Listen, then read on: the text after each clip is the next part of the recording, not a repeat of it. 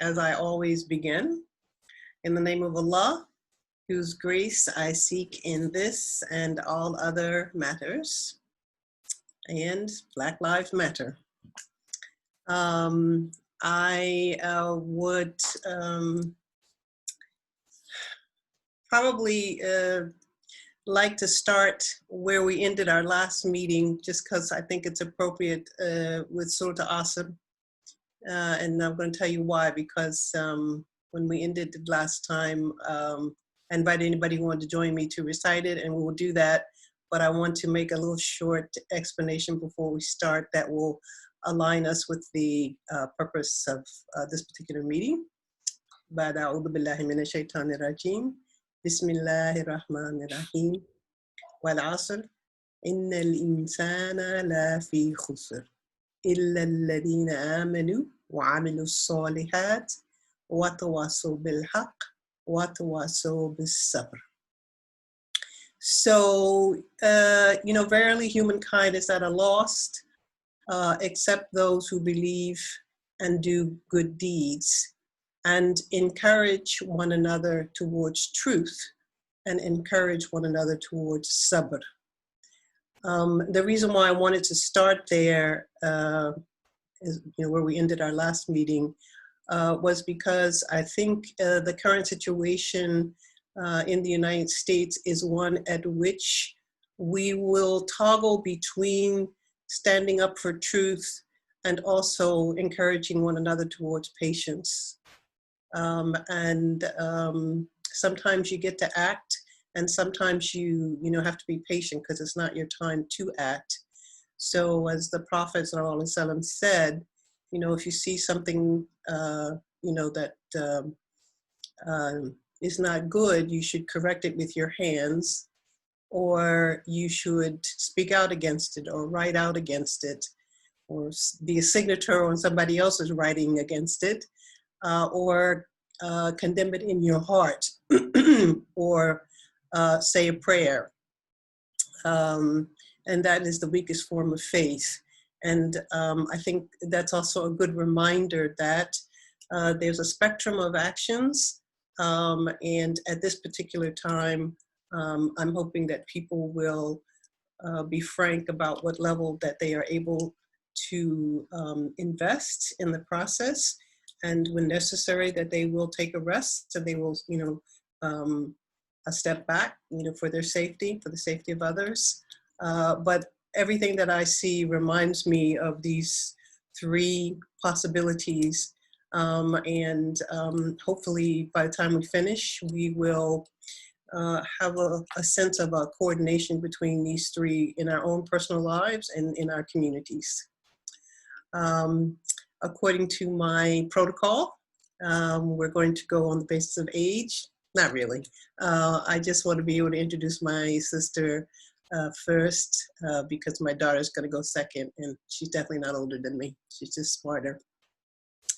Dr. Amina Beverly McLeod Dean is a professor emerita of Islamic Studies in the Department of Religious Studies at DePaul University, Chicago.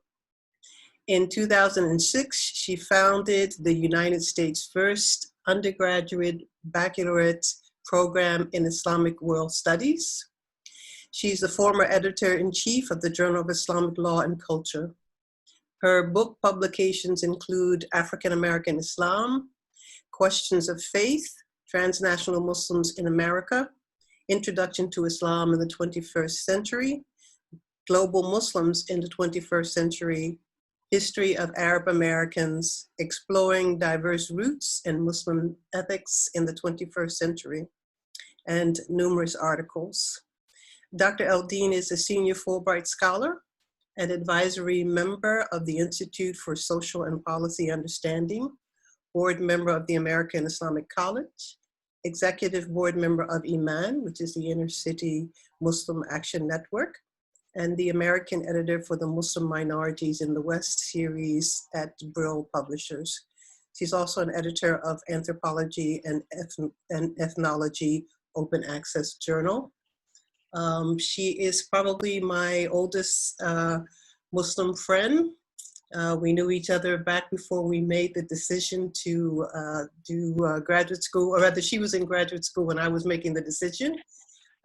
We were, she was the first, I was the second African-American Muslim woman in Islamic studies in the United States.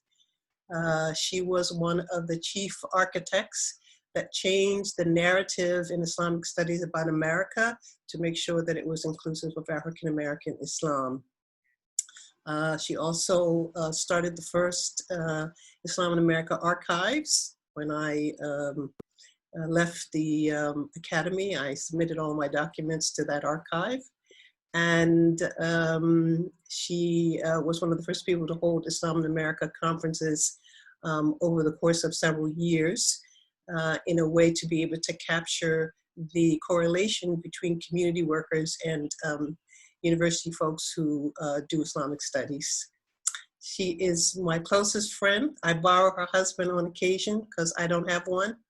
I'm very happy to say that because we both pronounce our name Amina, that sometimes we used to pretend that the other person was the one that was causing trouble. We'd say, no, that's not me, that's the other Amina. So this is the other Amina. Salam alaikum. Walaikum salam. Wait a minute. On your camera. I'm in the beach. I just had to make sure I'm on the beach. Assalamu alaikum and hello to everyone there. I can't see all of you. It is early in the morning. I am getting a kick out of dressing from the top up and not having to worry about if I have on my jeans, if I have on shorts.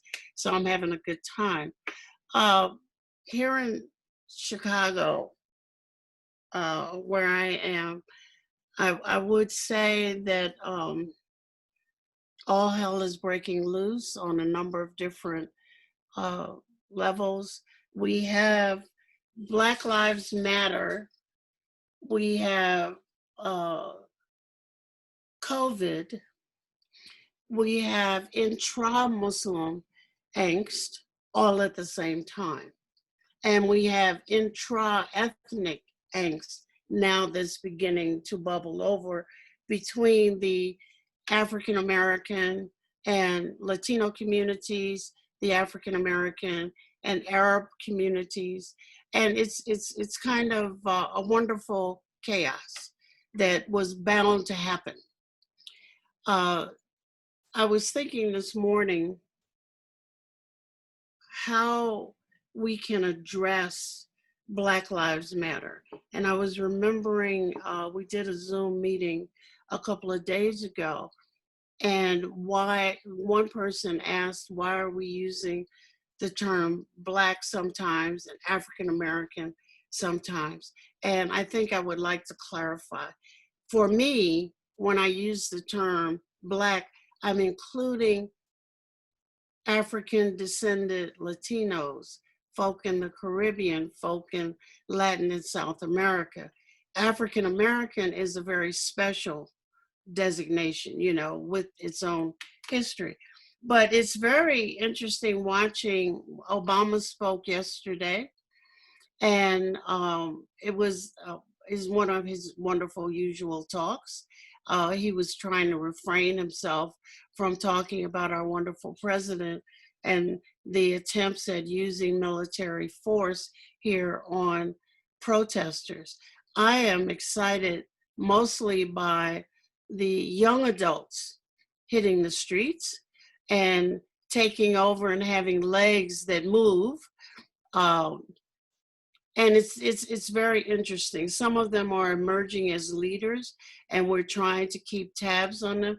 There are various ethnicities, and I think that is also a wondrous thing, because people are beginning to understand privilege, but they're also fighting with deeply held views about what is going on.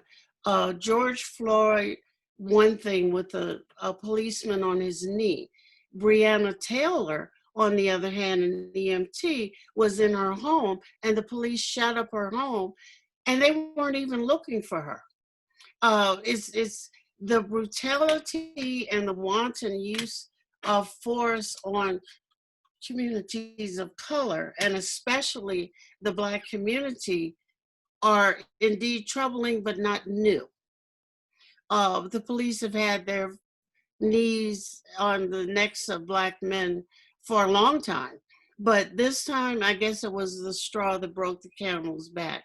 I am very interested in listening and hearing from those of us today, uh, comments, questions, concerns. One of the concerns that is really troubling is that the Muslim community has here has decided not to focus on the problem, but to focus on some of the ancillary happenings, looting, this and that and the other. You know, we gotta, the president must send in somebody, or the mayor must send in somebody to protect our places, as if they are observers instead of participants.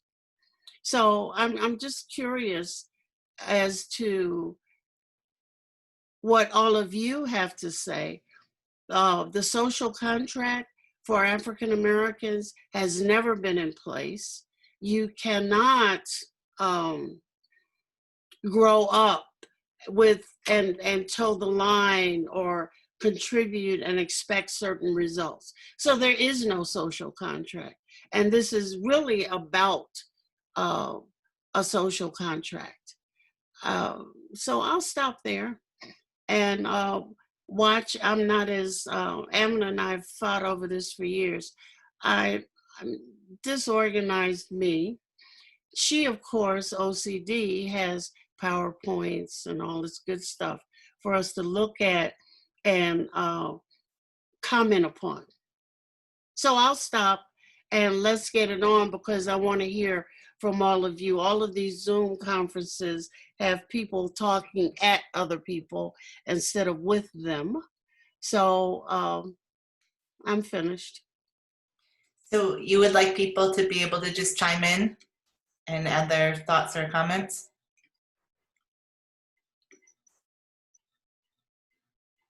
You're muted. Uh-oh.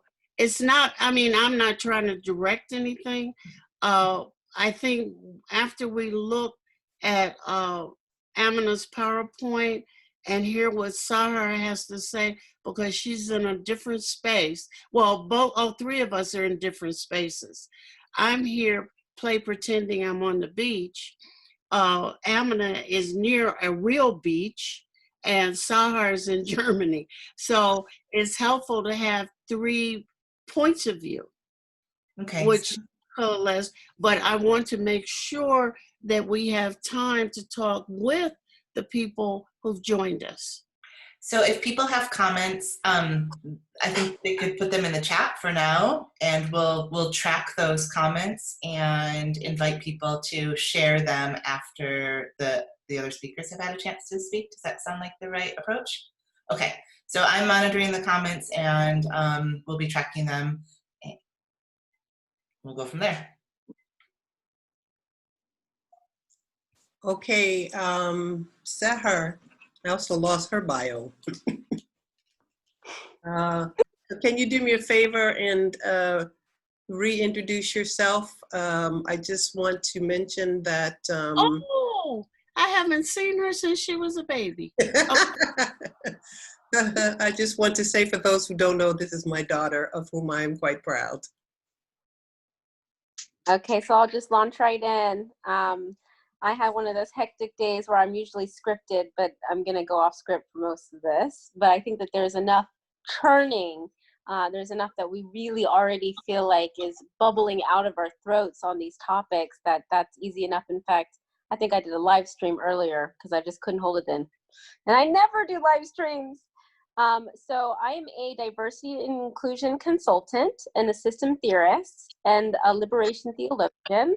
I work across the spectrum within different movements, mostly in terms of strategic planning and in terms of like shifting towards an intersectionality in terms of the movement making. So I will just make it brief. so that I can launch into the topic. And it's such a comprehensive topic. It's like, where do you start? Well, I feel like the prompt that I was given was to kind of dig into white consciousness, actually, which is an interesting, really, really interesting topic. In fact, I'll share another anecdote, which is that because of everything going on, we feel really called to do something. So within one of my little side jobs, I was like, this is the perfect time to suggest multicultural competent, training. And the reactions are textbook, as in they are literally in textbooks that I have read. Things like automatically assuming being asked to tend to racial equity means that you're racist, which goes into this idea of the personality defense and the good bad binary and white fragility, which are concepts that Robin DiAngelo revolutionized, which are great because they really help people to understand how it's a level of consciousness. It's this way of thinking that limits people's ability to even get into the discussion. That they have all of these tropes that they throw up as defensive strategies because white fragility is such that it's developed as a result of lack of exposure. But let's roll back a few steps, because I think what we really need to start with is, in terms of oppression, and colonization and things like that, what are key points? And I would say that the first thing really is conversations, right? It's the power of our words, our unconscious statements, our dialogue, narratives, and looking at these things such as the conversations about oppressive dynamics, including classic faux pas, which is why defining terms is so important. What do different words even mean? Even the term colonization or oppression or racism is not really understood by many. Many people are really fixated at looking at oppression and discrimination as overt acts by hateful people. And this exists, but it's also really clear, which is why we need to start thinking about and understanding oppression in terms of it being subtle and internal and systemic. That means, of course, that we carry it in us and it's reflected in our social system in 1,000 little and big ways. So obviously it's not just somebody throwing horrible words at you. It's the physically harming you, but it's also the cultural genocide of having to make yourself, who you truly are, so small to survive that at times it's unclear who you even are, which is why another really important point is confronting unconscious issues around identity formation. I mean, Amina just mentioned the different names that we use, right? The naming and renaming and reclaiming of terms is part of this dynamic tension between identity that has to happen when we're in social systems that constrain us to one normative mold. So sometimes it is learning and relearning who you are and continually remaking yourself. And I found, obviously, that when you fight, when you reclaim, that kind of fire is sustaining, that it's a form of self-care, a form of sustainability. And I think that another really important point, and I didn't mention in my intro now, but I'm a trauma steward. So I think it's really always super important to mention trauma. Obviously, if you have a target identity, you've been traumatized by the system, most likely. But we live in a world where just about everything is bowed and rifted by systemic oppression. It affects the lives of all the people within the system, uplifting the dominant narrative, suppressing the stories and perspectives of marginalized people. But this affects as well the degree of happiness or trauma warping mental health of people in the system, which means that as a result, and in many cases, this short-term feel-good is far outweighing common sense. So given that people are all walking around with myriad trauma triggers with no disclaimer, you can imagine that if you trip one of these seemingly invisible landmines, you can end up on somebody's wrong side. And no amount of common sense will help certain information get through. That's why trauma stewardship, or holding face to a sense of kindness and unconditional positive regard, can really help us to build and mend bridges, and in turn be more effective at our goals. So it's a piece about just remembering that it's not about being right, but it's about helping others to feel both right with themselves and with you, so that they continue to exchange ideas and co-create in positive movements. So many who have privilege based on holding non-target identities are traumatized and deformed by guilt or shame and a sense of diminished integrity as they live within systems that limit the recognition of humanity's full potential. And obviously those without privilege based on arbitrary social categories are pressed into ways of being that discount their dignity and authority of their narratives, effectively limiting their agency and access to self-determination.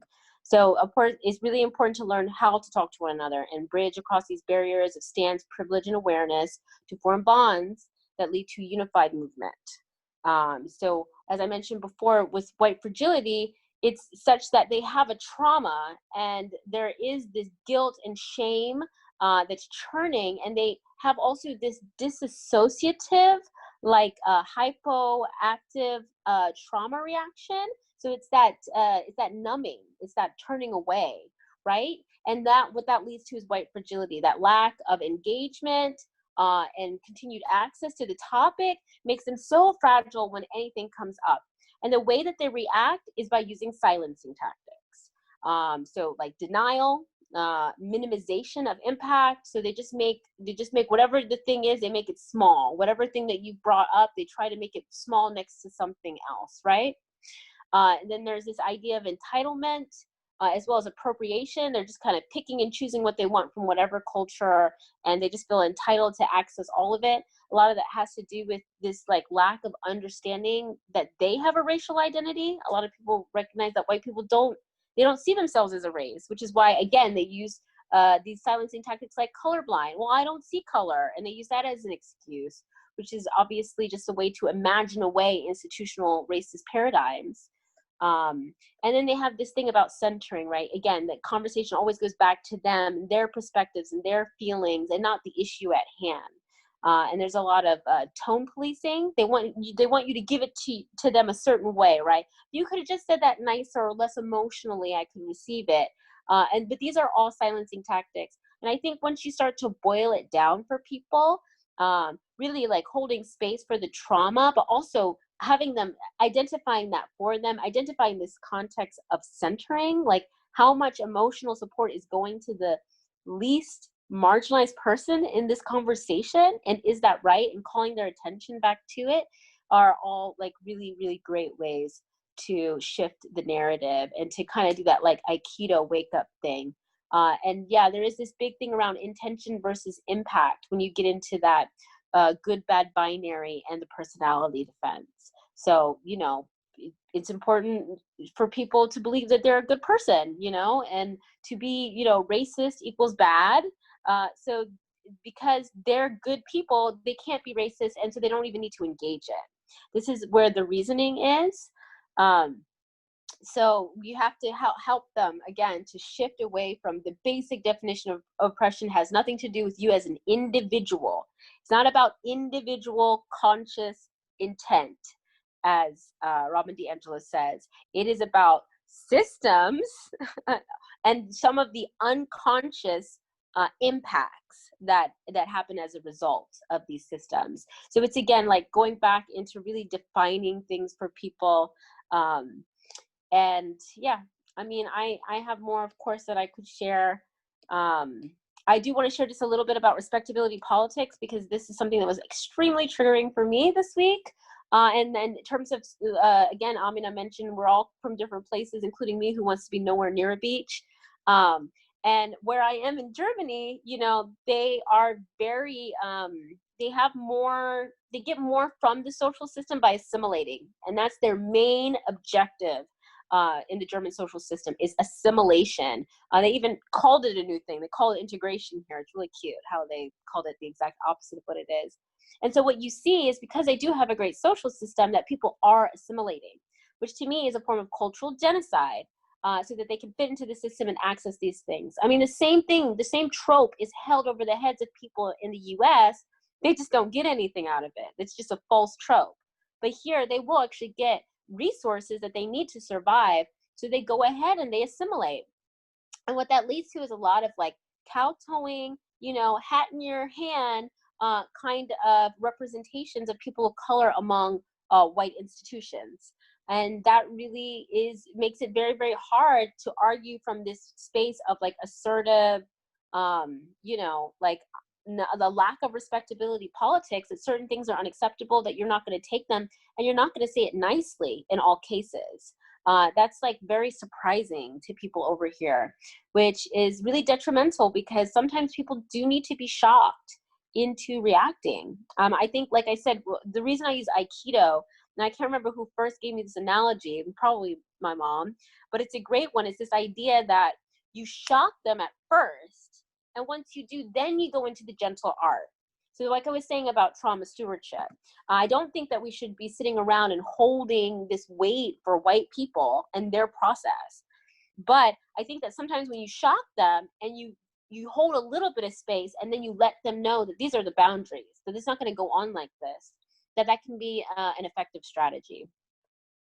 So yeah, I don't want to go on and eat up all the time, and I have more to share, but I think I'll go ahead and end there. Thank you both very much. I do have a PowerPoint, but I'm going to breeze through it really quickly, and then afterwards make it available to people in a like a Google Doc. And the reason why I want to do this is because I'm very keen on the recognition that we are operating sometimes on multiple levels, and that sometimes we don't know, what is the rubric of effectiveness. And of course, I ended up starting it not at the beginning, because I wasn't at the beginning. And this is based on a book by Sharon Welch called A Feminist Ethic of Risk, which will be explained immediately. If I'm going too fast for anybody, remember, I'll make this available, and I'm not going to read everything that's on here. But it's important to understand that the dominant model of ethical engagement is based upon an ethic of control, which presumes that every problem or issue or crisis can be solved by our individual efforts alone. And when we cannot control the outcome, there's a tendency to despair or to give up or to retreat or to fall into apathy. But there are a lot of people who've never had this option. And in fact, she did her research on African-American Muslim women, African-American advocacy. You don't have the option to give up. And so what do we learn from them? And how do we learn from them to shift from an ethic of control to an ethic of risk? And in an ethic of risk, the question is, how can we risk being engaged in an issue or problem or crisis that cannot be resolved with just the efforts of ourselves as individuals or our groups or our nation state or in one lifetime even? And I call this the Inshallah ethic. Because in Islam, we believe that Allah is in control, and we are supposed to make an effort towards the good. We're commanded to do good. We are not commanded to control the outcome of the good that we do. So to engage in a struggle against oppression that we cannot win is simply called persistence. One of the goals of an ethic of risk is to engage in communicative ethics, where there is an accountability with regard to wrongdoing and the imbalances of power that leads to a self-critical attempt to use power justly. So it's respect, it's not sympathy. It's acknowledging the equality and dignity of the other person independent of yourself. So we work with and not for. There's a genuine interest in dialogue as not the only rubric, but rather action with regard to issues of justice as well. So as I said, she did her research on African-American women's lived realities. And she was especially interested in the way in which there was a kind of spirituality that worked with it. And it was a spirituality that says, each of us has worth. Each of us has the right to have that worth recognized and respected. Each of us has a right to be known for who we are. And then it holds us accountable to and with one another. And accountability requires actions which are varied and multiple. This is the kind of thing that Obama was talking about yesterday in his talk. There are multiple levels of accountability that we hold. I'm going to skip this one just for the sake of it. I'm just going to make some of the points about at a mature level, one does not necessarily expect that they're going to have all the answers, but one is going to engage even if there is some reticence or some apprehension or fear, because courage is something that you do in spite of fear. And it's something that you do to face structural evil in order to be able to sustain the dignity of all lives. So we're working within a complex matrix where there are an intersection of issues that affect the outcome, and therefore we want to be able to make a change systemically. I think, yeah, okay, I'm just gonna go to the next one. All right. This model of maturity, she says, it leads to a kind of action that constructs responsible action as a matrix. It is not just one thing at one time. It is sustained and enabled, and it also enables other members of the community to be able to participate at certain levels of resistance in accordance to their location. And it accepts that those efforts are a part of the way in which we do communities together, because communities all have something to contribute. It's not just from one side. She also aligns it with liberation theology, because she rescripts the notion of thinking about God as all powerful, and instead of thinking about God or thinking about the divine as a part of even our own participation. I like this idea that we're in a relationship with Allah, and therefore our agency is a part of the nature in which Allah has created us, and we use that agency in order to affect the good, and that in fact means that our agency is part of the divine plan. The other thing is there are aspects of this ethic that talks about care in the way in which it crosses over a wide range of diverse perspectives on an issue, rather than have the expectation that everybody's coming from the same location.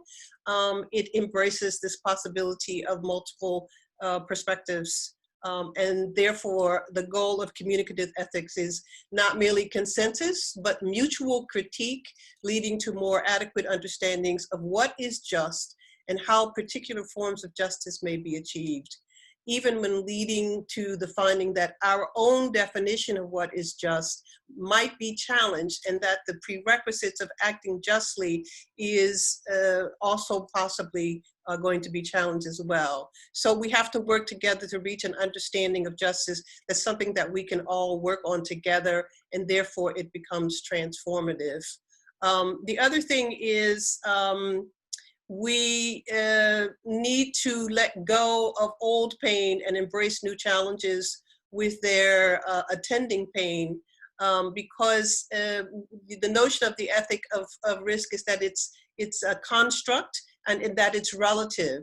There used to be the notion that, we have the power to be able to resolve every problem as soon as we address it. And that's really the only reason why we would engage in the problem. But if we work with the ethic of risk, we understand that some problems are bigger than us, and that we do our part. And the best way that we understand the part that we do is by consistency. And at the same time, it's by aligning ourselves with others who are working consistently in accordance to their capacity. And by the collective, we affect change, and we affect change over time, and we challenge ourselves to not get stuck in, what a good girl am I, to the extent to which that we realize that, oh, I'm just doing the same thing that I did before, and I wonder why I'm getting the same results. And maybe I need to listen to people who are engaging in different ways to find out how I can do my part in a way that would be more effective. and that it's like the drop in the buckets thing where, sometimes you feel like, well, it's not enough. It's just a few drops in the bucket. But actually, if you look at it over time, it does become cumulative, especially when it is aligned with other people making the effort. And then when you look down the road, the little bit that you have put in, because it's aligned with others putting in their little bit, it's a big bit. And in this way, everybody has something that they can contribute. I want to end with just a part of this quotation. Fragility is intrinsic to creative power, eliciting responses from others with courageous openness to novelty and creativity, in solidarity with others. In work for justice, we remain human. Our vision is ever growing. Our strategies for change have partial successes and require continued critique and revision. Yet this work, though partial in its depth and scope, is divine. Thank you very much.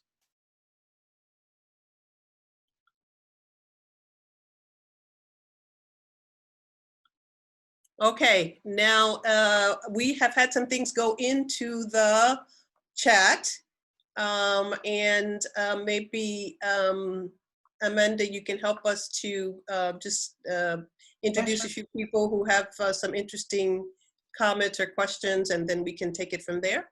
Yeah, there's been a couple of questions, and I think we could go out of order here and start with a specific question for Dr. Amina McLeod from Hatun. So I'm going to give her just them a minute to unmute. And Hatun, would you ask your question, please?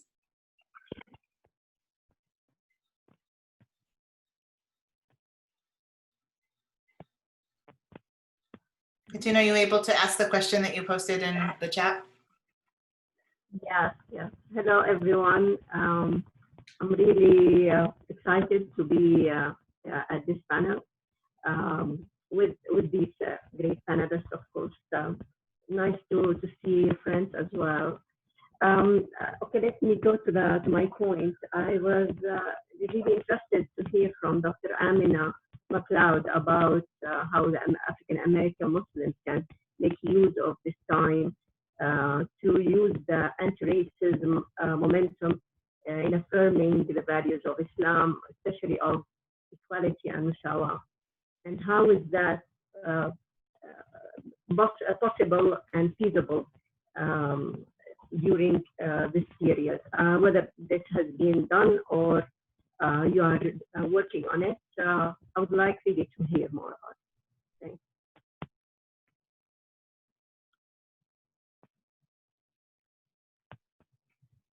I'm not sure that I caught all of that. Amina Wadud.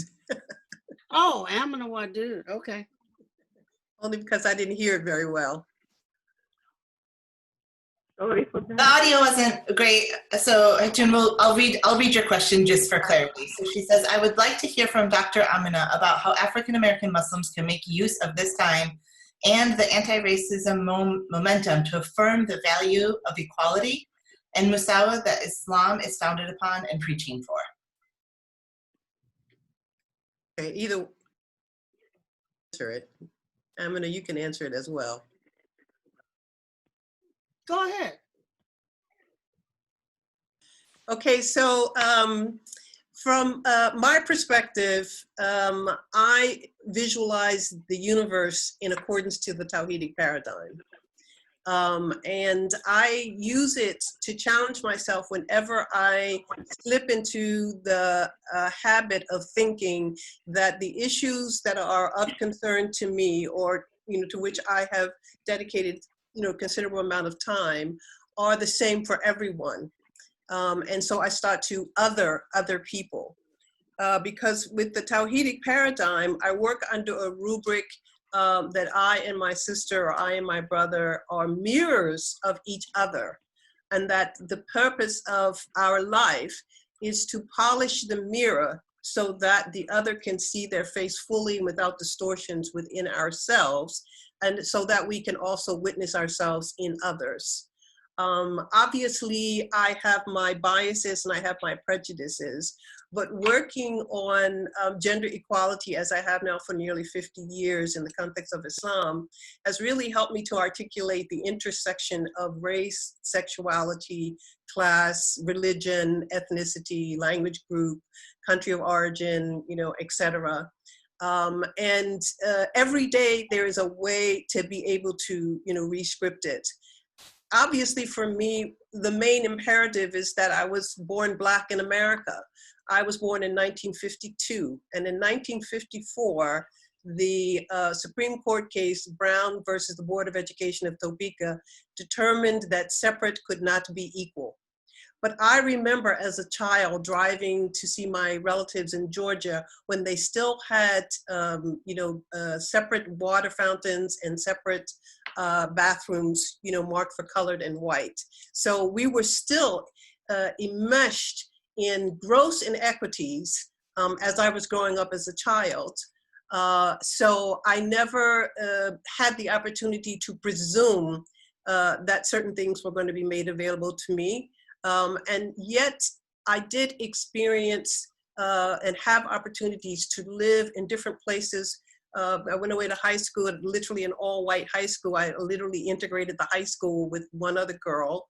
And it was a very wealthy community. And it took me some time to understand the language that sometimes gets used by people of privilege presumes that they are the only ones that have something to give, and that me as a poor Black girl coming to their town, I was always the one that was the recipient, so therefore I should be grateful. There was not the understanding that I may have talents as well.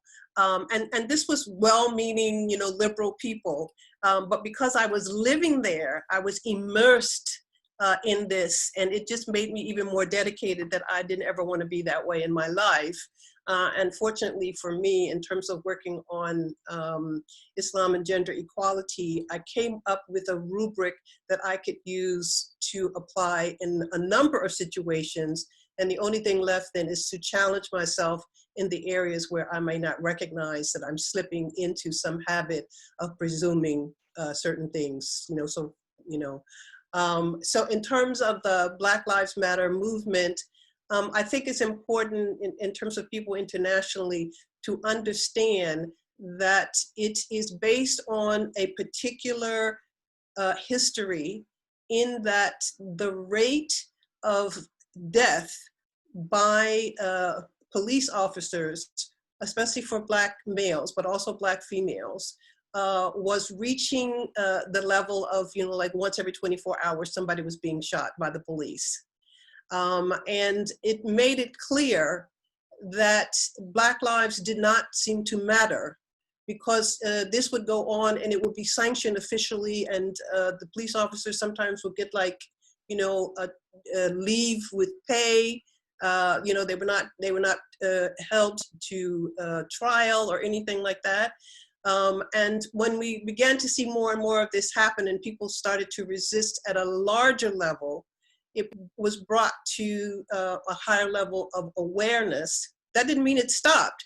It just meant that it was brought to a higher level of awareness. So in the most recent case with George Foley, we have a complete 9-minute video taken by a bystander of this man's death, because a police officer failed to respond to him constantly saying, "I cannot breathe, I cannot breathe." This ignited a level of frustration which has been ongoing. It did not just start just now, and it's also not going to end just now.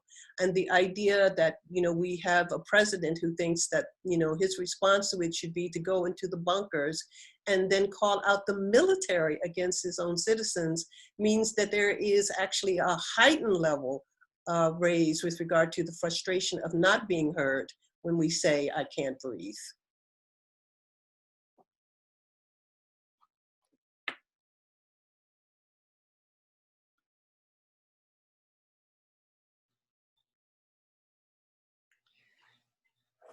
Dr. McLeod, do you want to add anything? Actually, no. Okay. Not at this moment. Okay. Let's move on to a question from Constance. And Constance, if you're able to ask the question that you posed about educating on education, I'm going to ask you to unmute and invite you to ask your question.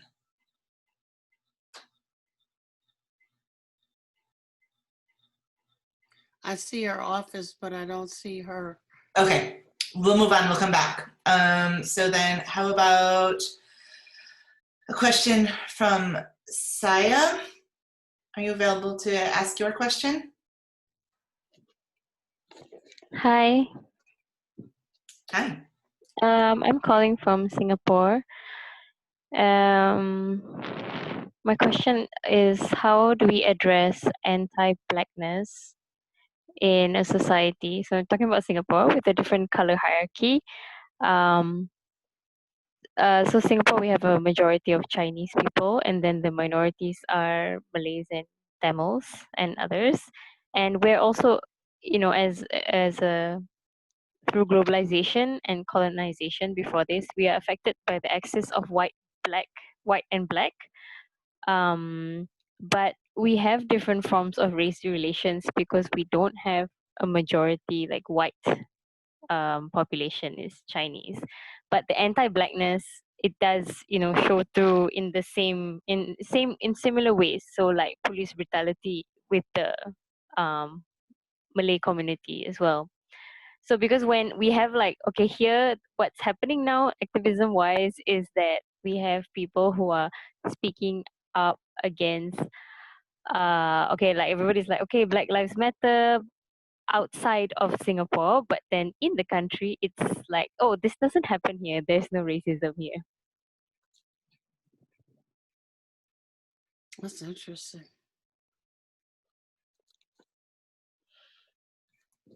And also, I just wanted to add also in Indonesia, the anti-blackness, and police brutality is also showing up really clearly in the case of Papua. So Papuans, they consider themselves colonized by Indonesia, and they also identify as black.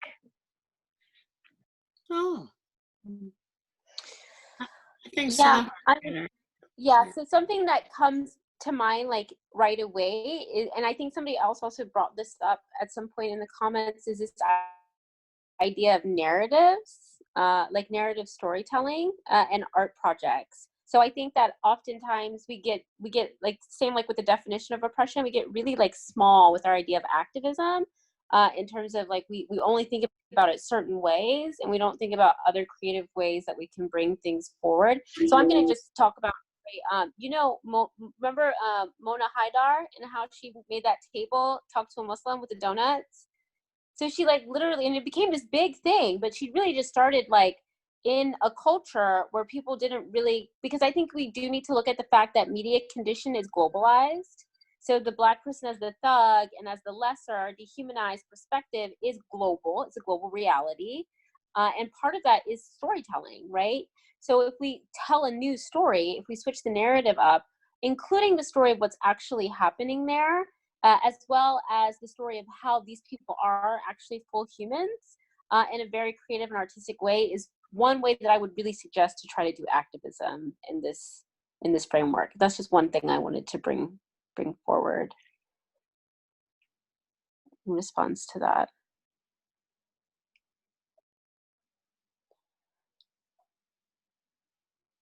And I think that a lot of times, again, the narrative around colonization, it's not black white. I mean, like that's just another dichotomy. It's just, again, breaking things down to another binary. It's not one race against the other. That's not what's happening here. There is a normative mold, and even within a lot of different cultures around the world, you can see like how lighter skin is colorism, right? This lighter skin is still purported as the better perspective. So that still has an effect, but it's not so binary. And so in that respect, you can talk with the language of colonization. Like you said, a lot of these things repeat.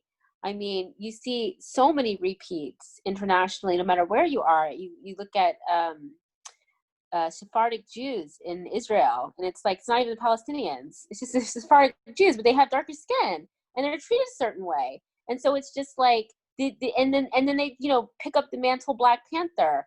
So these narratives repeat. I mean, they're definitely like you see them. So I don't think it's necessary to change up the way that we're approaching engaging social justice, other than to be more creative. Yeah. So Sahar, you talked a little bit about how those roles are the same as they come across from different identities. And there's a request here from Deborah to ask Dr. McLeod to talk more about the intersectional and internal issues with which Muslims in Chicago are wrestling, and what roles are being played by female Muslims, African American and other. That's a whole bunch.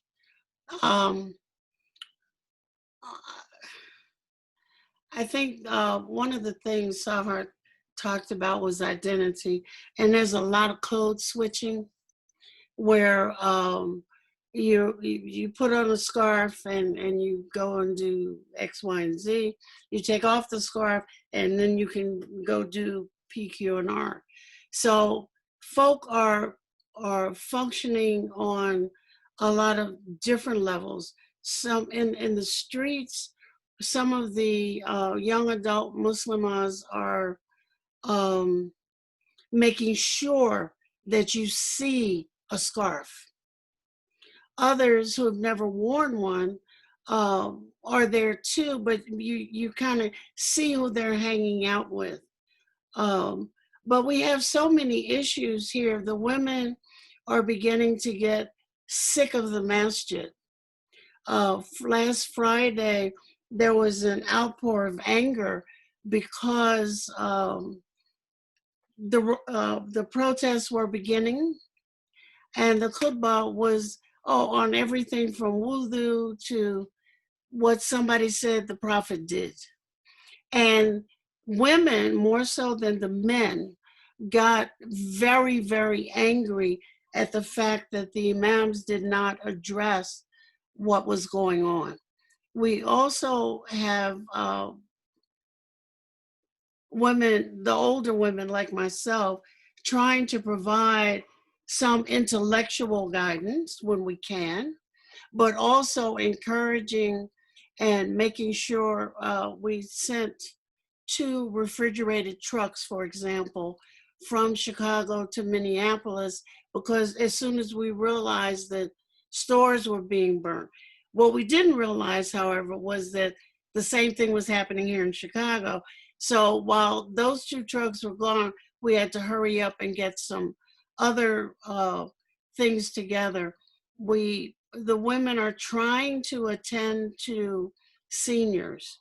The blockades that are up are preventing seniors from even getting prescriptions filled, who live in neighborhoods where the pharmacies don't deliver. And because of the blockade, cars can't get through to deliver stuff to them. So, I mean, loads of problems. I don't know what else I can say except that Chicago's inherent racial difficulties are on display. Chicago is known as one of the most segregated cities in the country. And all of that is on display because people live in pockets.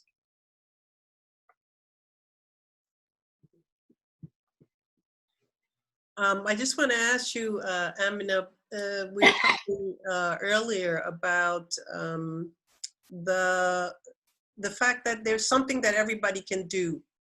And I just wanted to know if you could just elaborate on that, particularly in terms of, just like literally the organizing of the refrigerated trucks. How did you come into, an understanding not only that it was needed, but also that you could organize it even though you're on lockdown? And obviously, as things, you don't want to go out there and, risk all the other things that go along with it, able bodies. I'm a networker, And I think that Donna is somewhere. Is Donna here? I don't know if she's here or she got on, but here Deborah. No, Donna, yeah, Donna's not on. I don't think. she's not on. No, I don't see her on. Okay. Here we have a foundation, a wonderful foundation called Zakat Foundation. And Zakat Foundation has worked and works internationally in disaster relief, wherever that disaster is, and was able to quickly turn its attention to the disasters on the ground here, Minneapolis, Chicago, and in other places. Believe it or not, me and my imaginary garden, and it's truly imaginary, I'm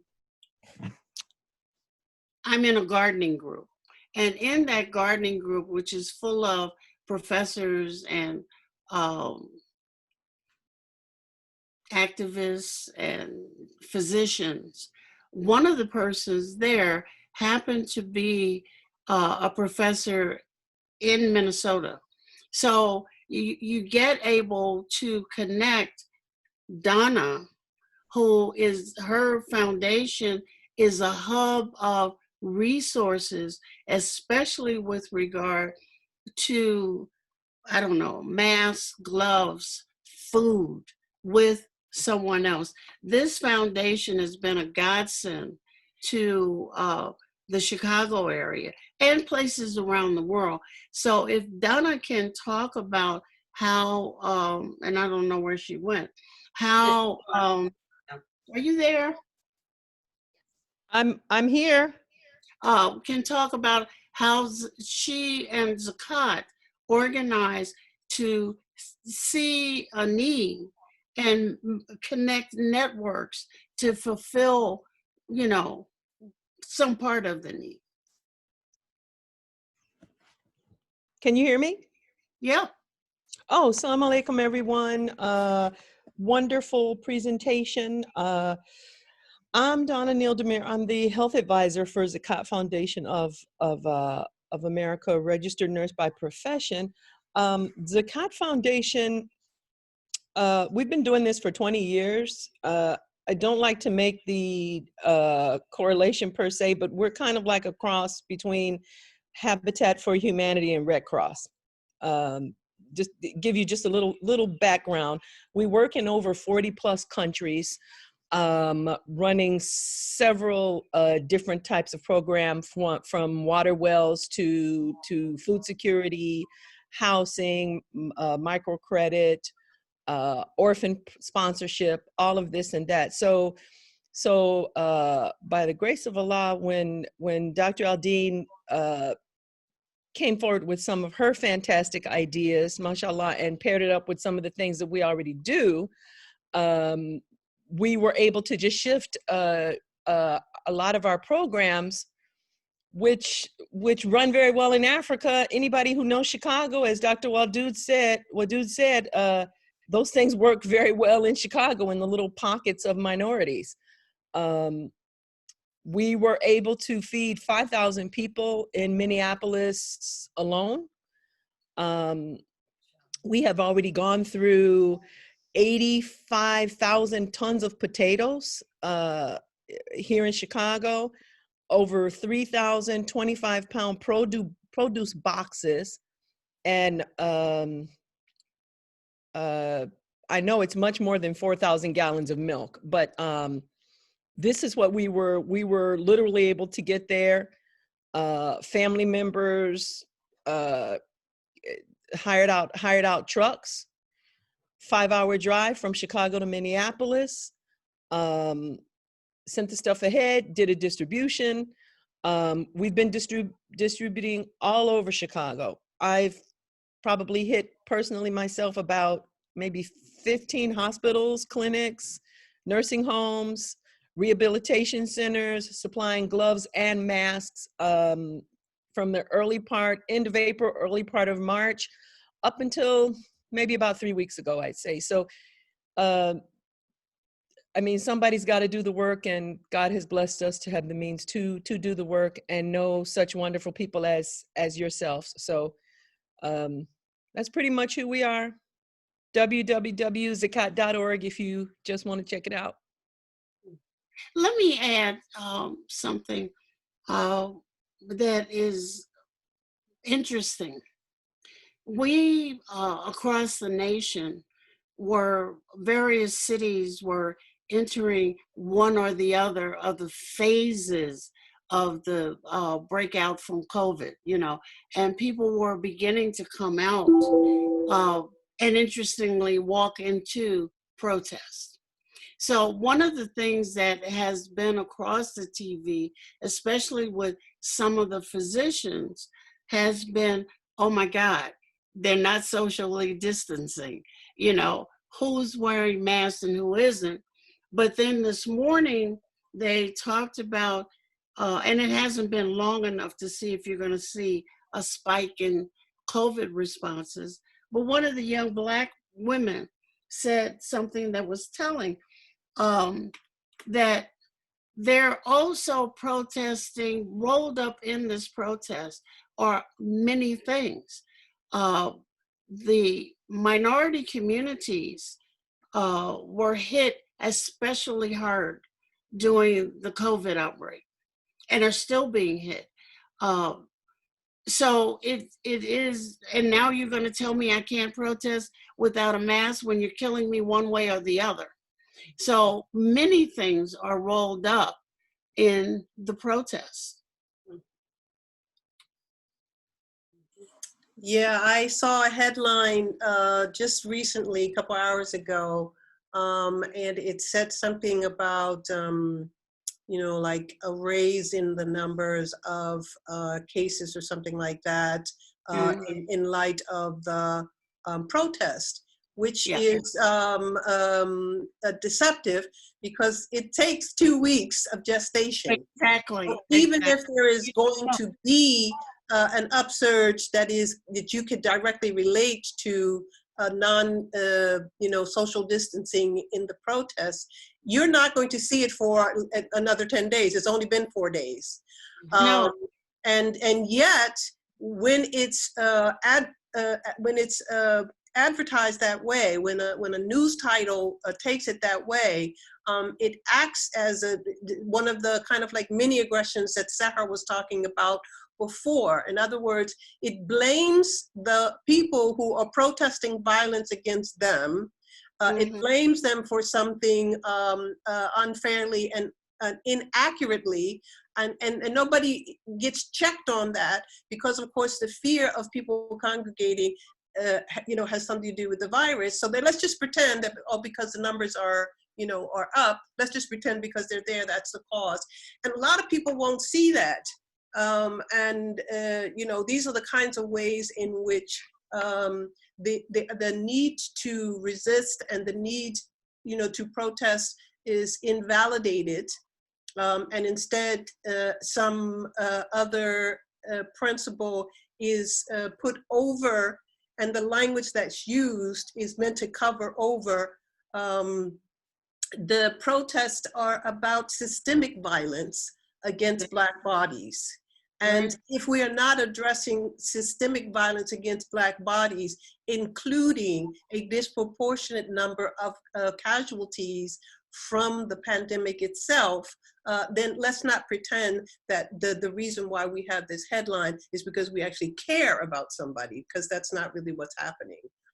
Yeah, I think that confronting the various narratives of the media is something all of us can do. Those of you who are more adept than I on social media need to jump on there and punk slap them, because they are all over the place spreading more misinformation from what I hear. I don't do social media, but from what I hear, they are really all over the place, and media determines a lot still. And I see the young people in the street when they can talk to a reporter trying to counteract some of the things that are happening and begging them to show peaceful protests. And what is happening, one, I'm not sure the gender, got shot kneeling yesterday. So clearly the police attacks are going on. And I think we have to consider some of the psychology of those who don't want the status quo to change. They are getting as persistent as we are in change. They are as persistent in no change.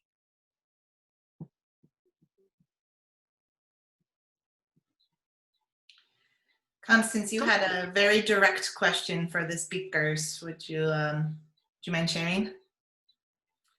Oh, I need to find it. I just, You disappeared when we called on you.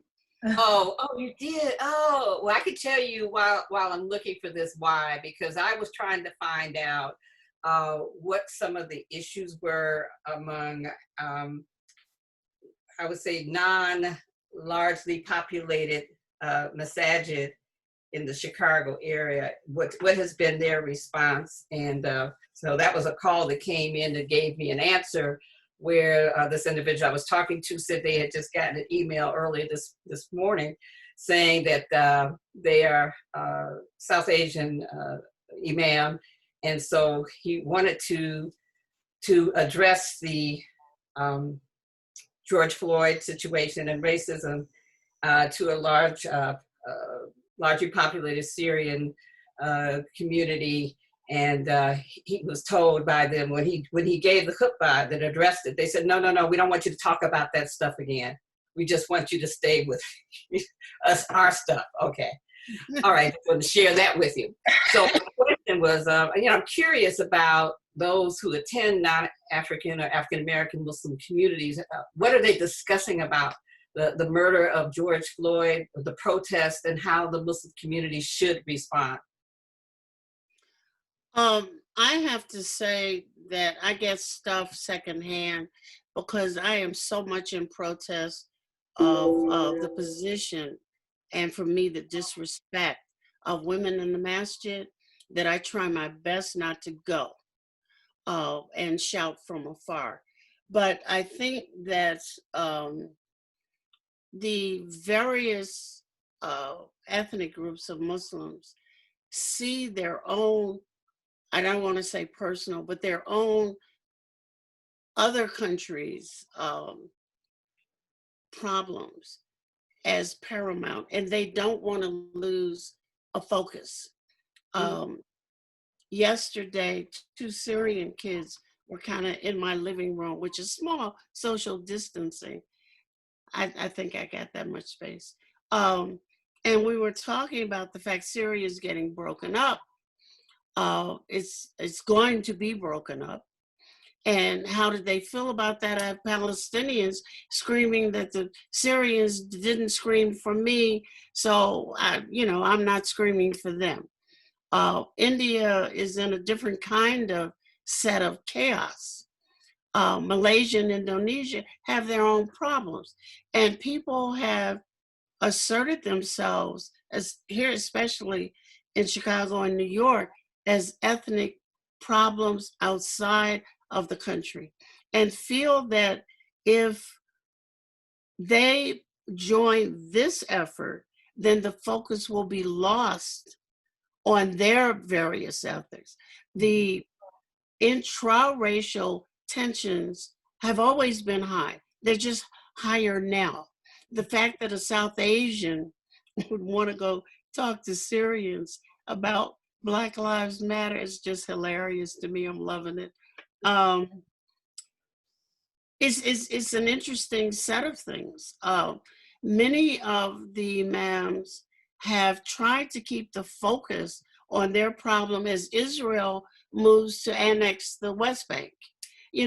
All of these things are happening simultaneously, which for me is wondrous.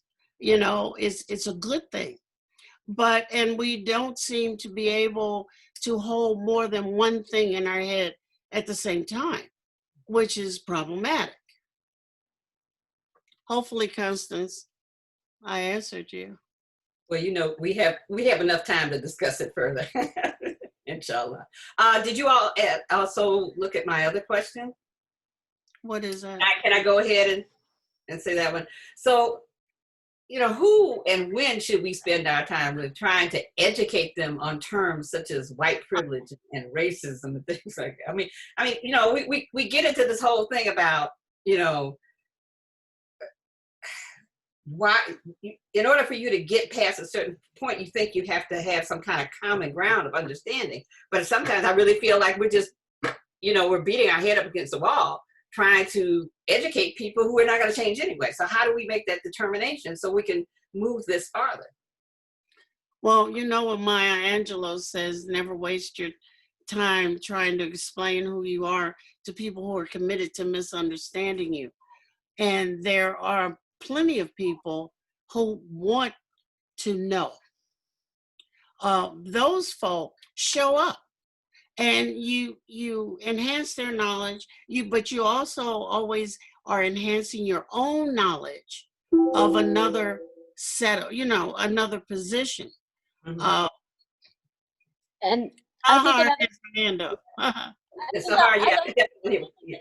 really important is trauma load, because you're not at the same level of trauma load even at one point in the day and another. This is why when I'm educating white people, one of the first things I teach them is, just because I'm teaching you right now does not give you permission to come and broach me in public later on and launch right into a racialized discussion without permission and consent. So you have to reaffirm with yourself, am I there yet? It's like my mom's always complaining about getting on social media and the things people say, and I might not be on there for months, and then I will just fall into a racial discussion, and I'll be like, blam, blam, blam, blam, blam, and then I will leave social media again for months, you know. But when I'm feeling like my cup is full, that's when I do that work. And I think she's right in terms of discernment. I do not throw my pearls to swine. There are some people that I'm not wasting my breath with. And again, I say the same thing with white people that I educate. I'm like, if you have a racist uncle, why are you going to use all the energy you have trying to talk to them? There's plenty of things you can be doing. Leave him to what he's doing over there. So I think it's discernment and trauma level. And then like I message you directly, quick resources. I love them because I don't have to explain it. I'm going to send something. And then the point I will make is, if they care at all about racial justice, they will take time to watch a 3-minute video. They don't need to keep talking to me about things I've already explained. It's already been explained 10 times over in a 3-minute video. So there have been a couple of questions about this topic around self-care. How do people who are exhausted from doing this work in racial justice take care of themselves and also pass the burden off to other people? And if I can just quickly invite people, if you have some of those short videos or resources to either share with other people or tips on self-care and also trauma stewardship, please drop them in the comments and I'll gather them and collect them. But Sahar, maybe you can speak to that topic and then we can open up the discussion for just general conversation. Yeah, it's one of those very, very comprehensive topics that it's not going to be easy to just explain in 2 minutes. And as far as resources, I'm unfortunately having problems with my computer Zoom, even though my presentation's behind it. My video is on my phone, so it's hard to type on the chat as well as engaging. But I do have, sorry, my kids are like, uh-oh.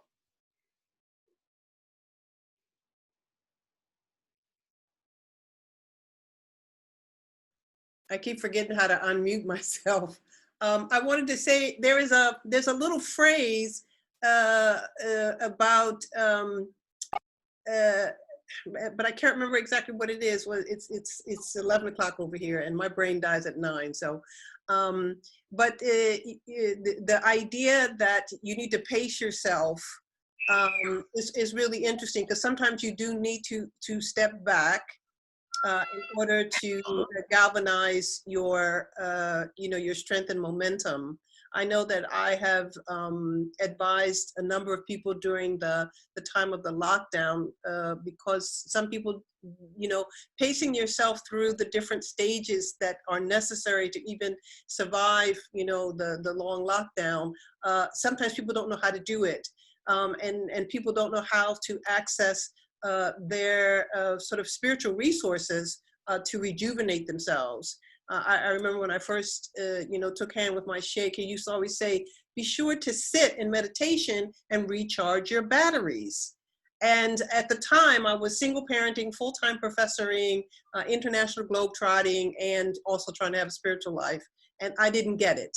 And then eventually, when I did let some of that stuff off the table, and I could actually, engage in a little bit more, I began to understand you do need to pace yourself, and you do need to nurture yourself with the ways in which you are called. Remember this image that I give about the polishing of the heart, the ways in which you polish your own heart, doing breath work, doing exercise, doing meditation, just sitting quietly, listening to zikr. The first 19 days of the lockdown for me, I saturated myself with the media because I was on that mindset of the ethics of control, that if I just get the right amount of information, I can fix this problem and I can solve this, for everybody. And the same thing happened to me over the last 4 days. The first 2 days of the protest, I just, I literally in the dark at 4 o'clock in the morning, I would start in on my phone and look at, things that were going on. And it just led to the point after 2 days that I was really just constantly on the verge of tears. And I realized that I'm doing it to myself. I'm presuming that I can take on everything because everything is of concern. Well, the reality is I cannot. And that's why to remember that we're not in control and that Allah is in control means that if you don't pick up your phone at 4 o'clock in the morning, and if you get up and make salat and make meditation, and then you wait till 6 o'clock to pick it up, trust me, there's still gonna be news. And to give yourself permission for those 2 hours, it's very difficult when we have these devices accessible to us, all the time. And the same thing is true in terms of advocacy. One of the things that I think is very interesting about this particular time is having people remember everybody can't do everything, but everybody can do something. And to figure out what are the things that you can do at a reasonable pace so that you can make that contribution towards the drops in the bucket, that eventually the bucket is full, but you're not the only one responsible for it. And that if your well is dry, you don't have anything to contribute. And so self-care is, sometimes gets a bad rap because it sounds as if it's a holiday. For somebody like me who didn't learn how to have a holiday until I was in my 60s, I definitely know I didn't understand what it meant. And that's why I tend to want to advocate for it more. But it is also at multiple levels. In other words, sometimes the best self-care is for you to get some exercise, which is exhausting. But when you have a good physical exhaustion, you have the possibility of better sleep, which means you wake up more refreshed and better able to, attack the task ahead of you. Even to discern what is the task requires you to be well rested, well fed, and sort of with a limited amount of stress. Obviously, if you're a single parent, stress is never going to go out, but you have a certain, or you're any kind of parent for that matter, actively parenting. So you do have to understand that this problem did not start 4 days ago when the protest started. It didn't even start when George Foley, may rest in peace and power, was killed. It started before, and it is not going to end no matter how much resistance we put up now. But what we're hoping that from this, a momentum will be built up and solutions will come at the community level for ways that we want to address it, not just individuals. We're beyond that individuals and the single talking head leadership. We're at the point where we need to understand how to pull our resources collectively and that everybody has something to contribute along those lines, which means that somebody can take a rest and they can sit back if that's necessary. I am so tempted. Yes. I see all these heads bobbing. Who is that? Nullifer and Salma Dyer, and Huda and Laurie and Sandra and Deborah, that's the teacher in me, and Yasmin, who keeps doing a whole bunch of stuff and reaching for something. I don't know what it is, but say something, please. And I would love to also just finish my point since the kids interrupted me, but I'm so glad you invited everyone to speak because we do need more voices. And it needs to be a dialogue and a discussion and not just this one-way chatter. And I think that's very, very powerful, and I appreciate you so much for calling that. And I'm going to repeat it when I'm done. But I really resonated with my mom's approach because it's just so comprehensive, as simple as sleep and water, also exercise, but really even disassociating. It's a survival mechanism. And I sometimes equate it with the Sabbath, that if you are somebody like me that likes to engage all the time, if you can't disengage, even if it's just to fall into a nonfiction book for a day or so, that this can be deeply regenerative for you. And I posted in the chat some of the resources, the networks that I was providing these resources. So I was doing 1 hour weekly live chats throughout the last 2 months, where I went over like just about everything in this kind of self-care strategy arena. And my YouTube channel will have a little bit more in terms of practices. So I do a lot of practices. I'm different in that way, that I made that a huge part of my field. So I do Qigong, and I do yoga, and I do Jinsen Jitsu, and I do emotional freedom techniques or acupressure tapping. And at Jinsen Jitsu is acupressure holds. I do theta healing, and I do pranic healing, and I do narrative storytelling and free writing, which is a great way to empty the subconscious mind. And I'm really big on like taking breath in space and time and using discernment about engagement and withdrawal and injecting spaciousness into things. And as I mentioned in our last call, I've created a lot of burnout mitigation strategies for organizations, as well as like evaluation tools to help people assess where they are with that. But yes, again, I'm gonna echo Amina in saying, please, please, please, let's hear more of your beautiful voices. So if I could invite Kim to just open up a dialogue. Kim has been posting some really powerful questions to some of the white folks here. And maybe, Kim, you can kick us off on just a general conversation. And if anyone would like to jump in, just go ahead and unmute yourself and join the conversation. Sure. I see that Lori Silvers has a question. I don't know if it would be useful to give that space first before we go off into it. I have a lot of thoughts to share, but I don't know if it's more useful to get like discrete thoughts out first. Okay, so one of the things that I'm seeing, and thank you, Amina, really, I'm McLeod, I haven't seen you in a very, very, very long time. And you're it's getting incredible to see your face. I mean, I think I saw you, I think it was like in 1995 in Morocco. Yes. It was a long time ago. In any case, so it's amazing to see you. Alhamdulillah, this is beautiful and exactly the space I needed to be in today. And I just really want to say how much I appreciate it. And Farishta, I've never heard you speak, and I am completely blown away. And your mom's always talking about how amazing you are, and now I totally get it, Wonderful, alhamdulillah. So one of the things I've been seeing a lot are Muslims, both black and non-black of various sorts, talking with concern about whether or not social justice is part of the Muslim tradition. So, like now, right, one of the things that I know as a historian is that the pacifism of Sunni Islam happens at a particular point in which people make a very big decision that they would like the civil wars to end that are going on.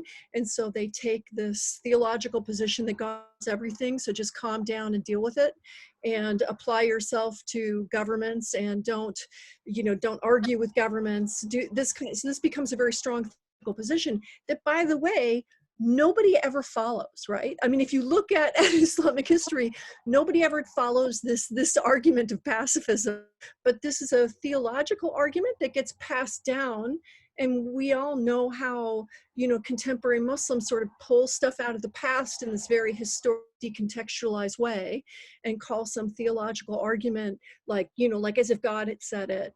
And so, you know, so, but different people, get, so different people, so of course, right, somebody just pointed it up about Shia, so this is really something that's a major problem within Islam, right? So, but different people have different ways of thinking about how to apply themselves to social justice. So like our sheikh talks about following as our example, you know, that he's in our Sufi silsila, you know, and so Ali's chivalry is the chivalry we should look at when taking part in social justice actions. But I'm just wondering what you all would suggest to people, because if there's anything, I mean, I always say Ali, but you know, I don't know what to, you know, but not everybody can hear that. And you know, what do you say when people talk to you about that?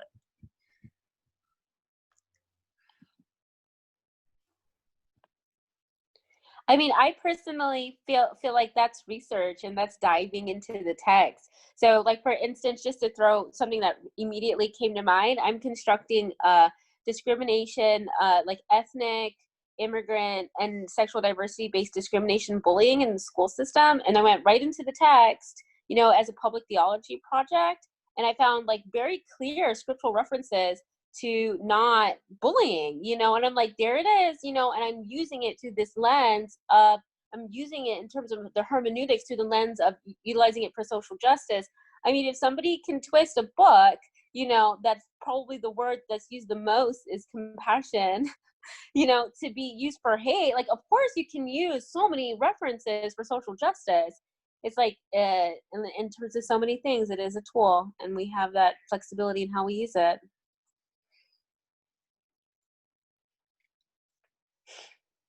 Yeah, and I'm always suspicious about the master trope. You know, who is controlling the perspective, you know, that we don't make resistance, you know, in Sunni Islam? Who's controlling that? And what are the ways in which actually it's a trope of hypocrisy? Because in other circumstances, there's a much more assertive level of agency. But when it comes to Black Lives Matter, there are certain sections of the, you know, the non-Black, non-white, immigrant-based Muslim community in America that presumes that they have some monopoly on the expressions of what is Islam. And so if Islam is about social justice or Tawhidic equality, for example, then that means that the manifestation of inequality and racism is allowed to perpetuate because there's no racism in Islam. So I'm very suspicious about, you know, who's controlling this kind of master trope, and I actually find it an assertion of a kind of hypocrisy.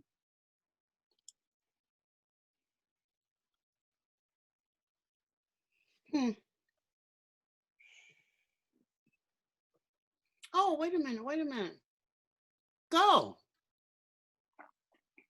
What does it say? King? No. K-I-M. Kim Gruber? Yes. You said you had something to say. Or share. Or teach. Thank you all for speaking. This is so wonderful and powerful and useful and energizing. And I'm so grateful for your time and your words and your perspectives. I have some thoughts that come up a lot, and I often approach most of this from like a trauma perspective and from an interpersonal perspective of how we can get across to people and sort of start to break down those defensive barriers. And I recognize, especially in the context of what's happening in the world right now, especially Black Lives Matter sentiment and initiative and trauma that's going on, that a lot of that work of like being gentle and breaking through those defense mechanisms really should come onto the shoulders of non-Black and white comrades and allies. just to sort of take the burden off of people. What's that? I said that would be great. Yeah, I have a note here. Can people recognize that they're allowed and welcome to delegate and to call people in and say like, okay, tag team, you come in the ring and do this work for me. But one thought I had is I come from a very sort of different background, and I'm coming also from a science background where I'm trying to get this conversation going in my workspace. And so I've heard people talk about it in the sense of, why are scientists afraid of being quiet about this work when we're so used to failing in our daily lives? We need to recognize that it's okay to get it wrong sometimes, and that silence is worse than trying and hearing that, oh, that wasn't quite right, or that was actually more harmful. And then we need to take the time and practice to like be brave, to take initiative and stop waiting for someone else to hold that emotional labor and tell us like, oh, now you're allowed to speak. Oh, now here's exactly how you get it right. That we need to take that burden off of other people's hands who are already like in the ring and don't have the privilege to not be totally exhausted at every point. But we also need to learn how I know a lot of people are taking the time to listen and to be quiet, which is good, but they also need to take initiative and stop waiting for someone else to do all that work for them. But hear out when we mess up, and hear out when it's like, actually that didn't go so well. I was hearing a lot about the thought about self-care and how important it is. I'm also coming from an activist background, and so I recognize how often people in the world of trauma do not actually want to check in with themselves and recognize that they're burnt out, because that is in a way a trauma trigger, and people are afraid to take the time to say, what are my boundaries? How have I been hurt? How tired am I? Partly due to the fact that their worth comes from never stopping, but also that they're afraid what happens when I do stop, then all of this pain is going to come out, and how do I get through that? So I'm wondering, like, how can we work to normalize people checking in what their own boundaries and their own limits are, so that we can be the most effective. And there's this like photo that I love so much that's like, be careful with one another so you can be dangerous together. Nice. Yeah, but Oh, I like that one. I can send a link in the chat because it's really cool.